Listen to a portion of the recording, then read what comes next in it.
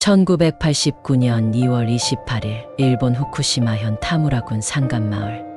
마을 한가운데 위치한 조용한 초등학교는 여느 날과 다름없이 하루를 마무리하고 있었다. 오후 5시 10분 그곳에서 근무하던 23세의 여교사 A는 피곤한 몸을 이끌고 숙소로 향했다. 숙소는 학교 바로 옆에 있는 단출한 교직원 숙소로 하루의 피로를 풀 수 있는 유일한 공간이었다. 일을 마친 여교사 A는 간단히 정리한 후 숙소로 들어가 용변을 보기 위해 화장실로 발걸음을 옮겼다. 어둡고 좁은 재래식 화장실. 여교사 A는 무심코 변기 안을 들여다보았고 순간 경악하고 말았다. 변기 안에는 신발 한 짝이 보였기 때문이다. 당황한 그녀는 곧바로 숙소 밖으로 나가 뒤편에 위치한 정화조를 살펴보기로 했다. 평소에는 신경 쓰지 않던 그곳. 하지만 오늘은 이상하게도 철제 뚜껑이 열려 있었다. 의심스러운 마음으로 조심스럽게 다가가 뚜껑을 들여다본 순간 여교사 A는 숨이 막히는 듯한 공포에 휩싸였다. 정화조 안에는 사람의 다리로 보이는 것이 있었던 것이다. 놀란 여교사 A는 급히 학교로 달려가 남아있던 교감과 동료 교사들에게 이 사실을 알렸고 저녁 6시 20분경 경찰과 마을 자치 소방대가 현장에 도착했다.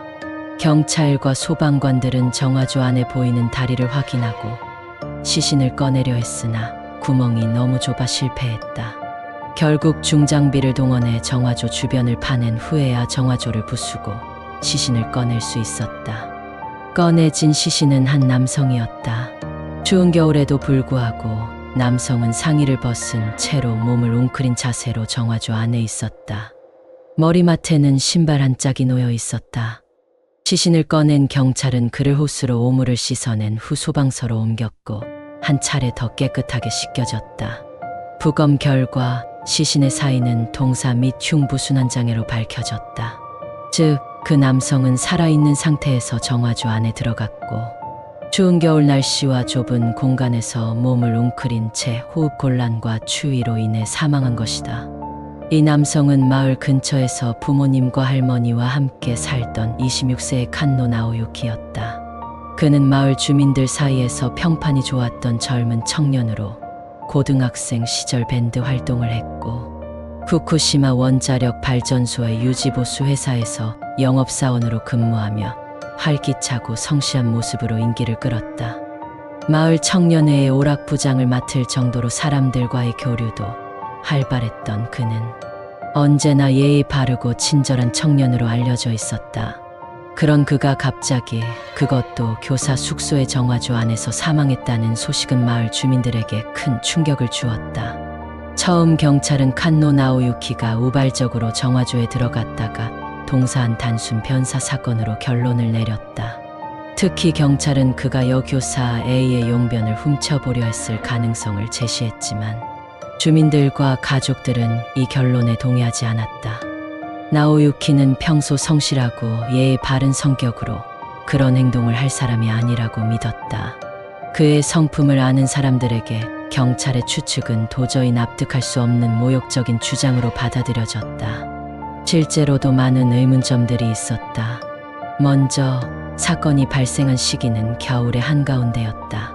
타무라 지역의 2월 평균 기온은 0도, 최저 기온은 영하 4.4도였다. 그가 사망한 정화조 안은 수분을 포함한 오물로 가득 차 있었고 물은 공기보다 훨씬 더 빠르게 체온을 빼앗는다.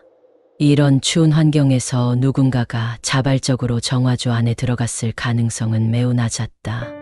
게다가 시신이 발견될 당시 그의 머리맡에 있던 신발 한 짝은 정화조 안에서 발견되었지만 나머지 한 짝은 숙소 근처 하천의 제방에서 발견되었다. 이 두 신발이 왜 서로 다른 장소에서 발견되었는지에 대해서도 명확한 설명은 없었다. 더욱이 칸노 나오유키의 사망 전 행적 역시 미스터리로 남아있다. 시신검한 결과에 따르면 그는 2월 26일경 사망한 것으로 추정되었지만 경찰 조사에 따르면 그의 마지막 행적은 24일 이후로 불분명했다. 23일에 그는 선배의 송별회에 참석한 뒤 다음 날 새벽 1시경 술집을 나왔고 24일 오전 10시쯤 아버지에게 잠시 외출하겠다고 말한 후 사라졌다.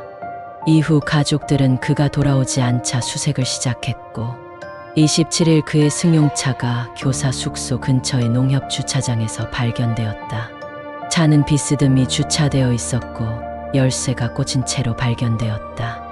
평소 신중했던 나오유키의 성격으로 보아 이와 같은 행동은 매우 이례적인 것이었다. 또한 여교사는 사건 발생 당시 집에 없었다. 24일부터 27일까지 휴가를 내고 친가에 다녀왔던 그녀는 사건 당일 학교로 돌아와 이 비극적인 사건을 목격했다. 만약 나오유키가 여교사의 일을 훔쳐보기 위해 정화조에 들어갔다면 그가 그녀의 부재를 알았음에도 불구하고 며칠 동안 그곳에 머물러 있었다는 말이 된다. 이는 상식적으로 납득하기 어려운 부분이다. 사건을 조사하던 경찰은 타살의 혐의점을 발견하지 못했다. 시신의 부검 결과에서도 팔꿈치와 무릎에 긁힌 찰과상 외에는 별다른 외상이 없었다. 만약 누군가 그를 강제로 정화조에 밀어넣었다면 시신에 더 많은 상처가 남았을 것이다. 게다가 정화조의 구조상 누군가를 강제로 그 안에 우겨넣는 것은 거의 불가능했다. 입구의 직경은 36cm에 불과했고 성인이 스스로 들어가기도 힘든 좁은 공간이었다. 경찰은 사건 현장에 있던 증거들, 특히 정화조 뚜껑이 열려있던 점을 들어 칸노 나오유키가 스스로 정화조에 들어갔다고 결론 내렸다.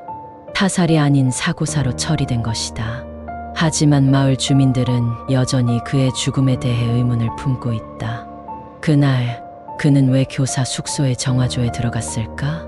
그가 스스로 그곳에 들어갔다고 보기에는 너무 많은 의문점들이 남아있다. 마을 주민들과 가족들은 재조사를 요구했지만 경찰은 더 이상 수사를 진행하지 않았다. 사건은 미궁 속으로 빠져들었고 공식적으로는 단순 사고사로 종결되었다. 그러나 이 사건을 둘러싼 수많은 미스터리들은 여전히 풀리지 않은 채로 남아있다. 그날 밤 칸노 나오유키는 무엇을 위해 그 좁고 어두운 정화조 안으로 들어갔을까?